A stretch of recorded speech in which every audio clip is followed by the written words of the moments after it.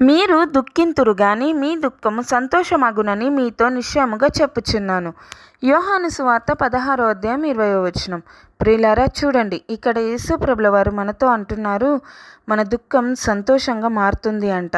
అవును, మీ సమస్య ఏంటో తండ్రి ఎరిగే ఉన్నారు. కావున స్తుతించండి. మీ బాధలో ఆ తండ్రిని స్తుతించండి.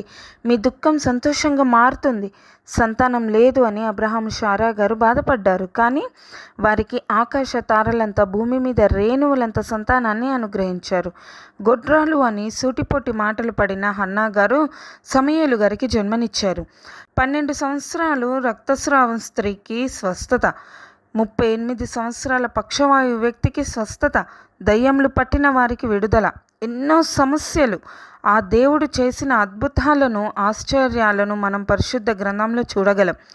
కొన్ని జవాబులు అంటే కార్యాలు వెంటనే జరిగాయి, కొన్ని సమయం పట్టింది, కొన్ని చాలా వయసు అయ్యాక జరిగాయి.